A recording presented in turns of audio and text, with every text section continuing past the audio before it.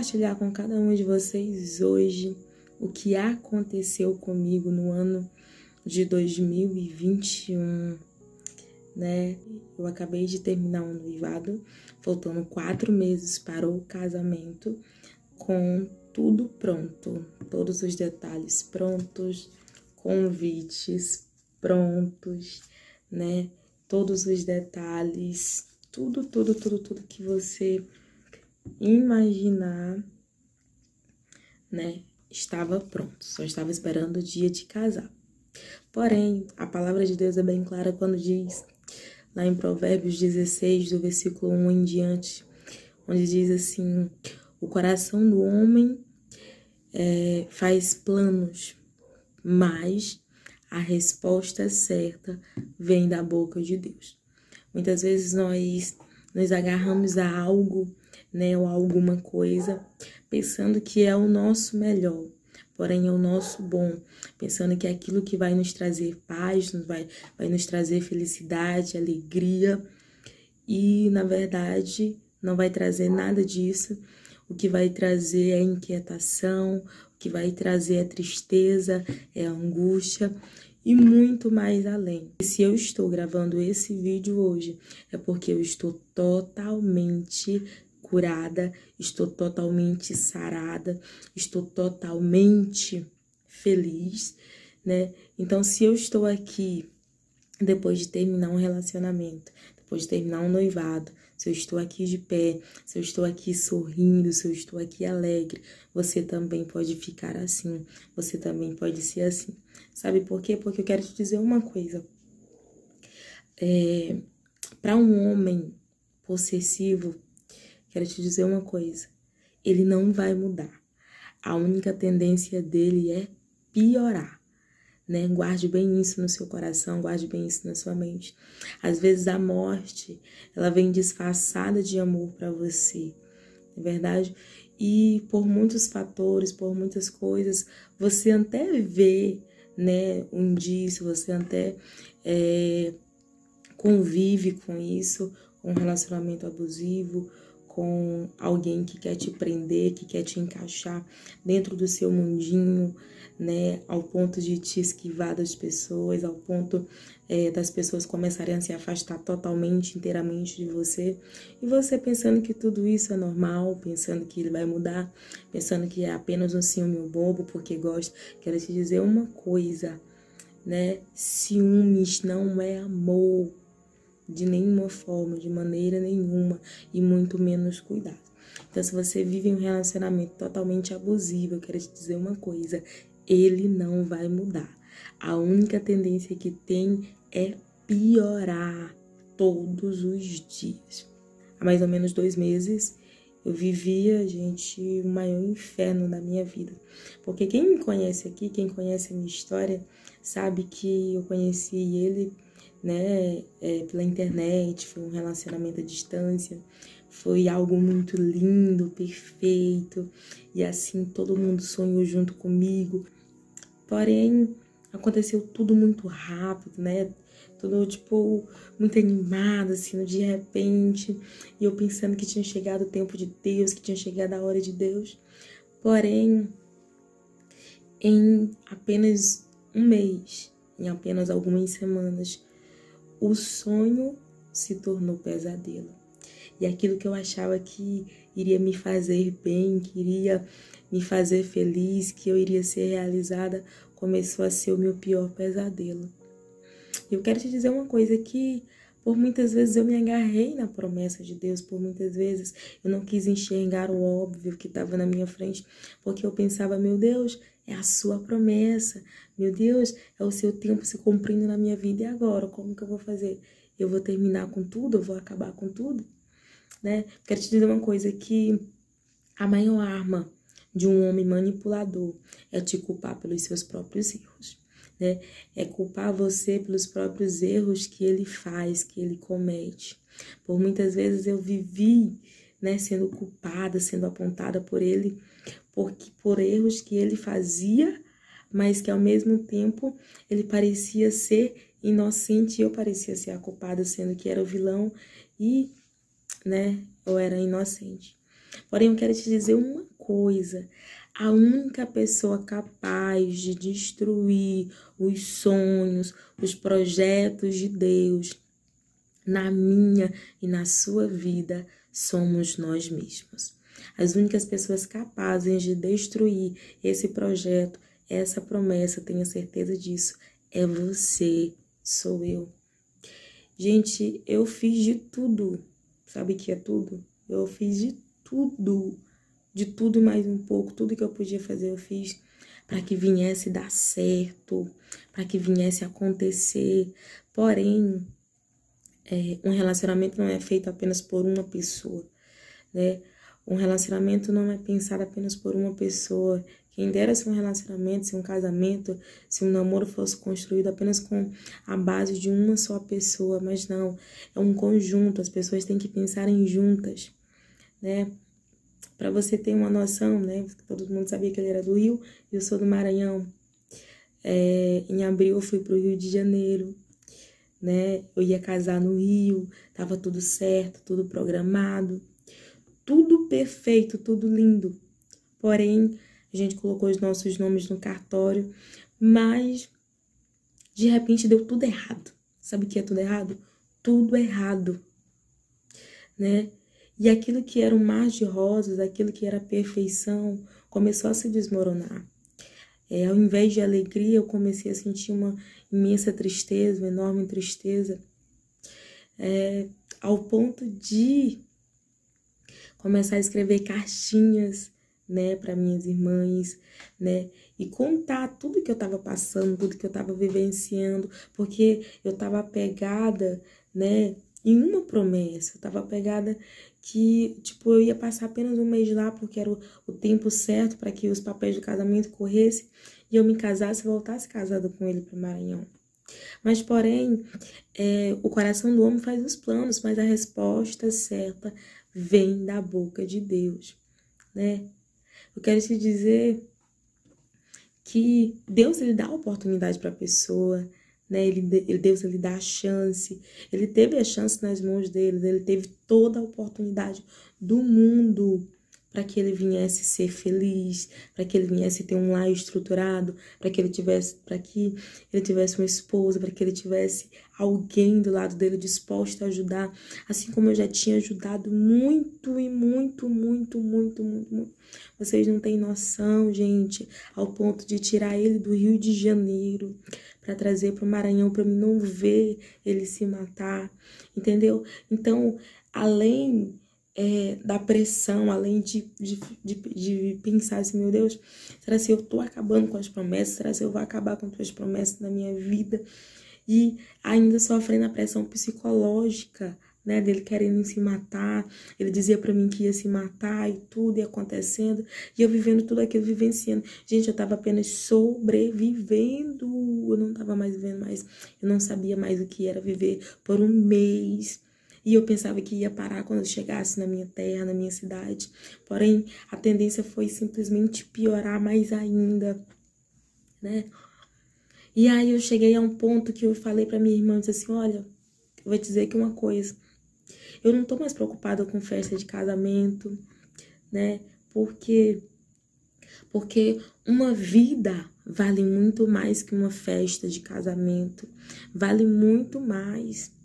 E eu orava, eu pedia a Deus, Senhor, me dá uma resposta, Senhor, me fala alguma coisa, meu Deus, por que eu tô vivendo tudo isso? Por que eu tô passando tudo isso? E nada acontecia até o ponto que eu disse assim, eu vou embora pra Timon, eu vou voltar pro Maranhão. E ele, mas você não pode voltar porque tem um casamento, os papéis estão correndo. Eu disse assim, eu não quero saber de nada, eu vou voltar pro Maranhão. Vou voltar, sabe por quê? Se tu quiser casar comigo, tu vai casar comigo no Maranhão. Mas aqui eu não fico mais porque eu não aguento viver o inferno que eu estou vivendo.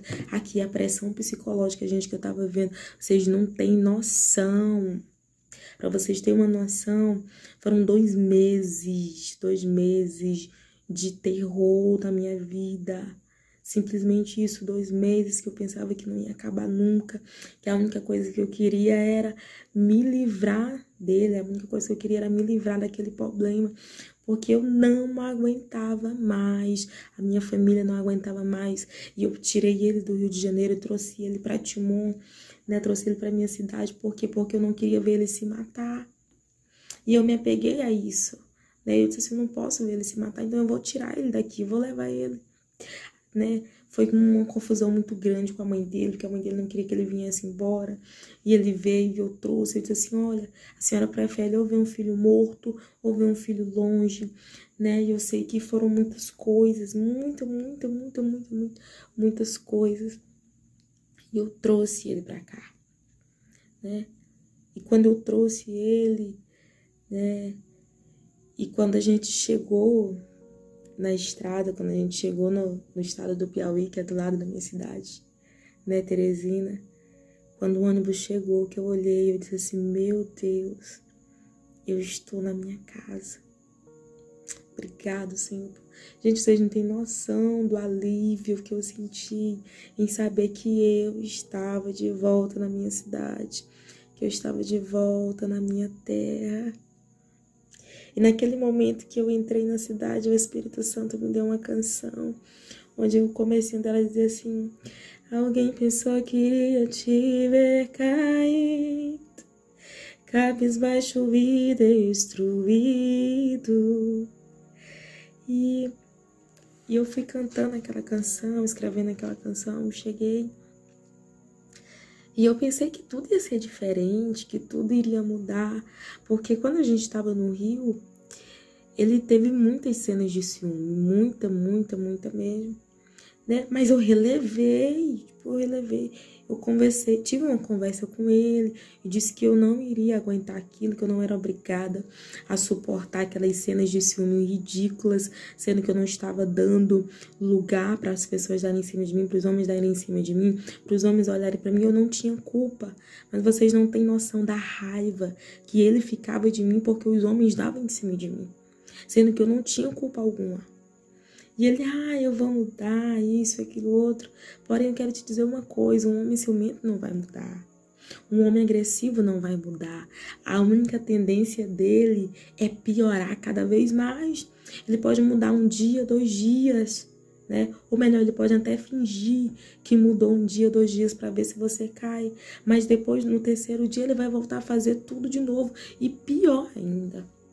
A mãe dele era um amor de pessoa quando eu cheguei. Mas depois essa mulher começou a se transformar, né? Que vocês não imaginam. A perseguição, vocês não imaginam.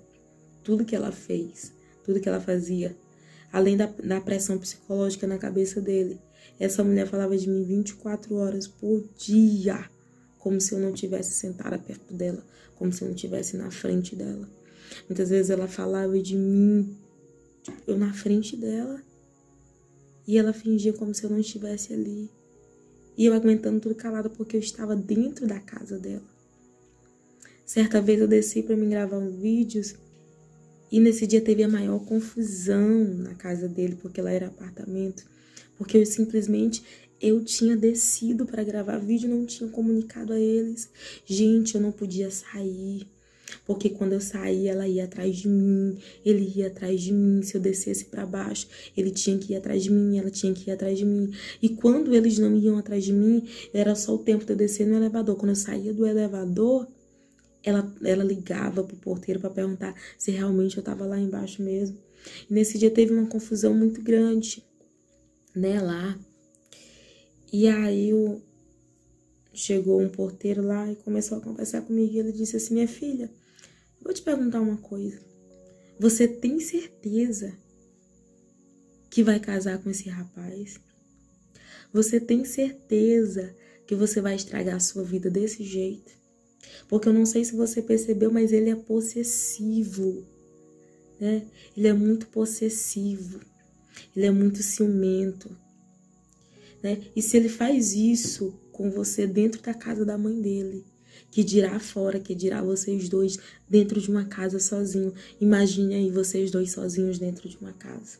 Naquele momento eu fiquei muito pensativa, né? Porque muitas vezes o Senhor, Ele quer abrir os nossos olhos de várias formas, de várias maneiras.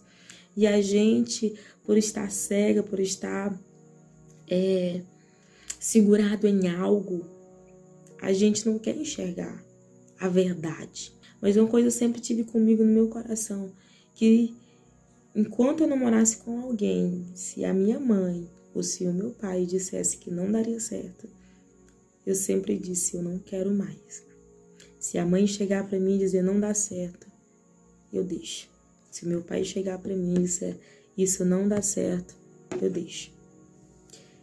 E então, depois de viver tudo isso na casa dele, viver tudo isso no Rio de Janeiro, viver todo esse inferno lá, eu voltei, né, vim pro Maranhão, e eu pensava que ele tinha mudado, né, que ia ser totalmente diferente, que ia ser algo novo, que a gente ia construir a nossa vida, né, que a gente ia construir a casa, que já estava tudo certo pra gente começar a construir, né, o maior apoio da minha família. Gente, vocês não têm noção como a minha família apoiou, como meu pai apoiou, minha mãe, principalmente meu pai, ao ponto de pagar a passagem dele, ao ponto de trazer ele pra cá, né, de ajudá-lo. Porém, na primeira semana ele passou, nossa, maravilhosamente bem, ótimo demais. Na segunda semana, no certo dia, no certo domingo, eu tenho um amigo, e todas as vezes que eu vejo esse amigo, eu sempre dou um abraço nele. Eu fui criada juntamente com ele, gente, pra vocês terem uma noção. Eu conheço ele desde bebezinho, né, de criancinha. Ele ainda mamava quando eu conheci ele, eu criancinha. Então eu tenho um carinho muito grande por ele, como se ele fosse um irmão meu, um membro da família. E aí, nesse dia eu tava, né, aqui em casa, a gente tava na sala, e ele chegou. E ele também tava na sala lá. E eu disse assim, e aí, né, falei com ele, e fiz isso aqui e saí. Só fiz isso. Para que ele viesse fazer um show totalmente, né, para que ele viesse surtar, literalmente. Gente, ele surtou de uma forma que vocês nem imaginam o quanto, né. O surto que ele deu foi tão grande, a crise de ciúme dele foi tão grande, que a minha avó, a minha mãe e o meu pai ficaram todos com medo. Gente, a minha avó tem 80 anos. A minha avó não comia mais direito. A minha mãe não estava mais comendo. Meu pai, pressão alta. Porque ele simplesmente surtou com ciúmes. E queria ver, ele só surtava quando ele dava ataque de ciúmes. Entende? E aí eu comecei a perguntar o que ele tinha. Nada. Até quando ele disse, tu acha pouco tu ter pegado nele desse jeito, eu nunca toquei numa mulher na tua frente. Eu disse assim, olha, eu vou te dizer aqui uma coisa. Ele é meu amigo. E eu não vou deixar de viver por tua causa. De nenhuma forma, de jeito nenhum. Eu não posso deixar de viver a minha vida por tua culpa. O nosso problema, o problema das mulheres, o maior problema, sabe o que é? É porque a partir do momento que você vive um relacionamento abusivo, quando da primeira vez que o seu namorado, seu marido, que seja lá quem for, te pedir para você não falar mais com alguém, te pedir para você se afastar com alguém, né? Você simplesmente aceitar de boa. Esse é o nosso maior erro. Essa é a porta de entrada para que ele venha te trancar, para que ele venha fazer contigo o que ele bem entender. Liguei e falei que eu não iria viver dessa forma. De jeito nenhum, porque eu não podia, né, sair e viver dentro de um mundo, viver dentro de uma caixinha, só porque ele queria viver encaixada dentro do mundo dele, gente. Isso não tem condição. E eu sei que no outro dia meu pai me chamou e disse assim, olha, eu vou te dizer bem uma coisa, não dá certo. Esqueça essa história porque isso não dá certo. Porque ele é muito ciumento. E um homem ciumento é capaz de fazer qualquer coisa. Né?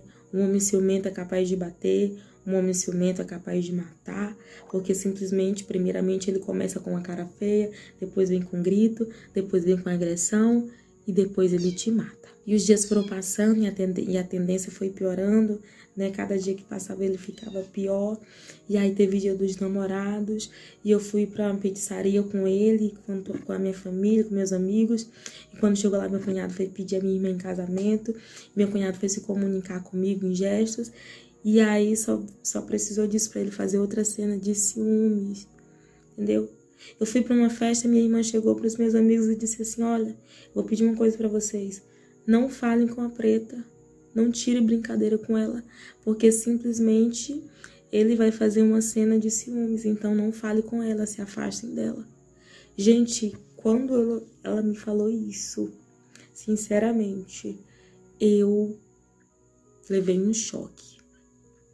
E eu disse assim, meu Deus do céu, o que eu estou fazendo na minha vida?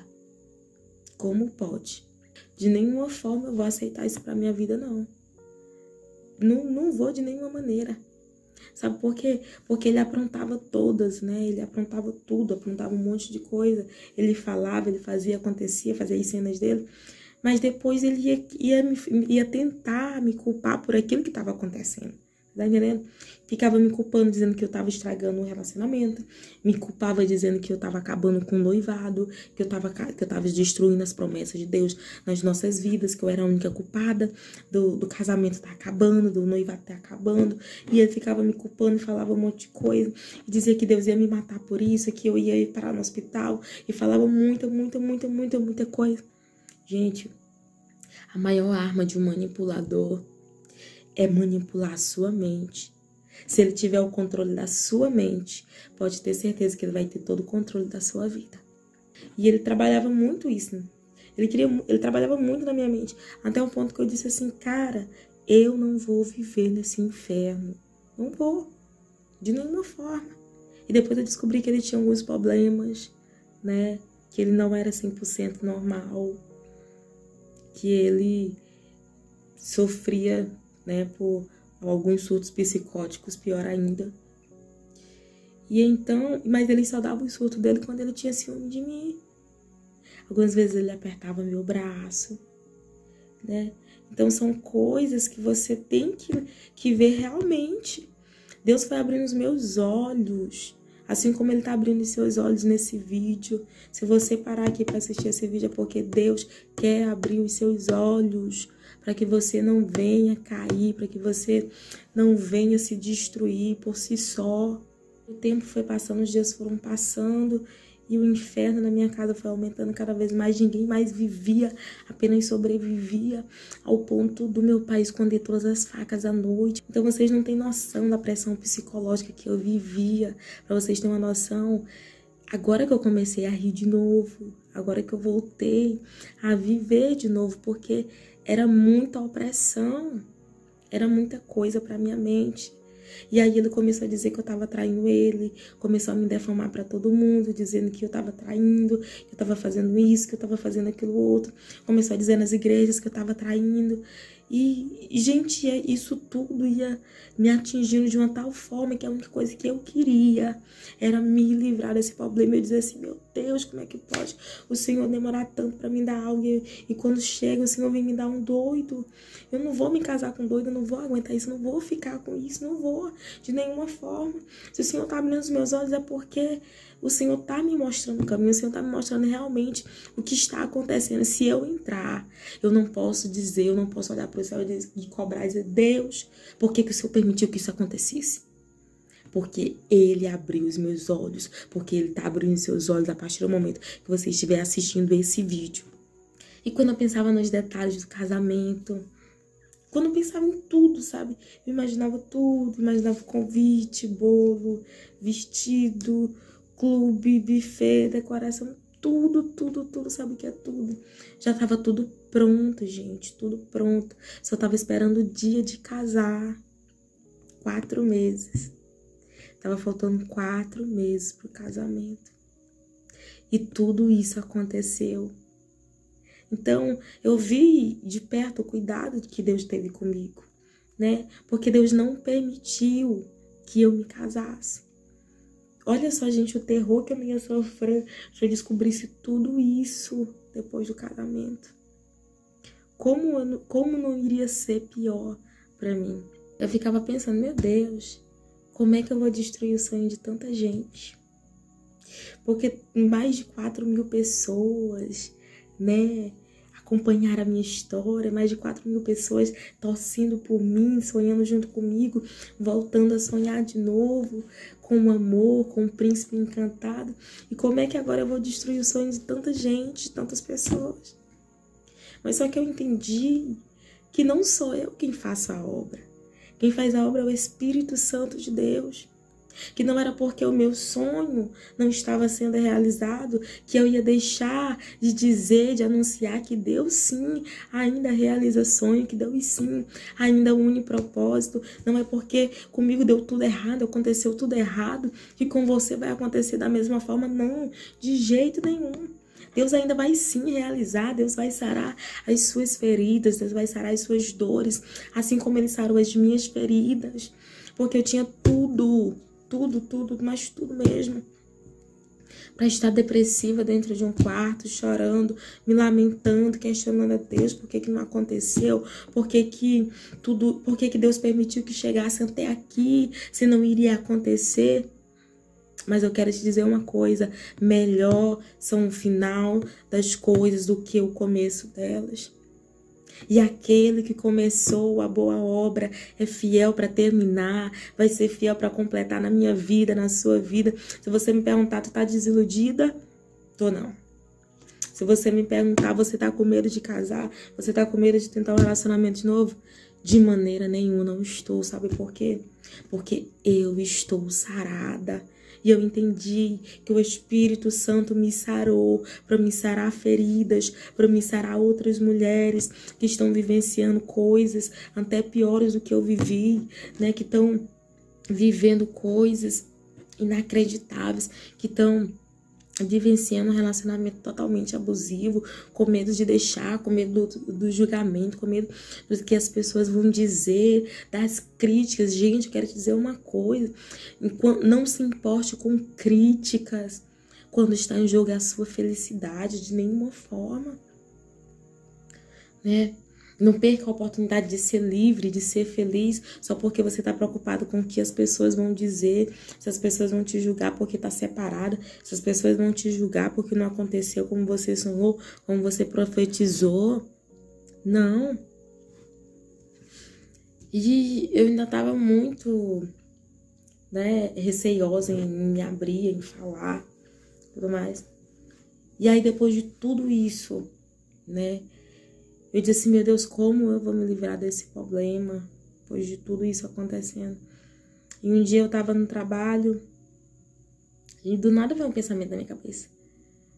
E eu mandei mensagem pra mãe dele e disse assim, olha, eu dou até domingo, eu mandei isso numa quinta-feira, e eu disse assim, eu dou até domingo pra senhora tirar o seu filho da minha casa. Se até domingo a senhora não tirar ele da minha casa, pode ter certeza que eu vou internar ele no manicômio. Gente, eu creio que isso foi um direcionamento totalmente de Deus, porque eu nunca tinha pensado nisso. E isso foi a minha porta de escape, porque depois que eu falei isso na quinta-feira, quando foi no sábado pela manhã, o pai dele chegou aqui para levar ele embora. E vocês não têm a noção do alívio que eu senti, de todo o alívio que a minha família sentiu. Mas antes disso, a gente foi numa igreja, e o pastor orou por nós, e ele disse assim, olha, quando você chegar em casa, você me manda mensagem, porque eu tenho algo para te dizer, eu não posso dizer na frente dele, porque senão ele vai se entristecer. E eu cheguei em casa, mandei mensagem para aquele pastor, e o pastor disse assim, olha, eu vou te dizer aqui uma coisa, Deus me mostrava você terminando com esse rapaz, e Deus colocando outro homem na sua vida, e você sendo feliz realmente de verdade. Porque Deus colocou esse homem na sua vida simplesmente para você ajudar ele, para você e a sua família ajudar ele. E a sua parte você já fez, a sua parte você já cumpriu. Porém, agora o problema dele está te atingindo de uma forma, né? Então, chegou o momento de você tomar realmente uma decisão, né? Se você vai ficar ou se você vai terminar. Mas Deus tem algo muito melhor para a sua vida. Deus vai te dar um homem, né? Vai te dar um príncipe. Deus, ele vai te dar alguém que, quando chegar na sua vida, vai somar, né? E vai fazer toda a diferença na sua vida. E vocês acreditam que eu já tava decidida a terminar, a deixar tudo, gente, a deixar tudo pra trás. Porque a gente tem que abandonar aquilo que nos faz mal, a gente tem que deixar pra trás aquilo que nos fere, não é verdade? E aí, o que eu fiz? Falei isso pra mãe dele quando foi no sábado, o pai dele chegou, dia 26 de junho. Foi o dia da minha vitória. Eu digo assim porque foi o dia do meu alívio, o dia da minha libertação. Vocês não têm noção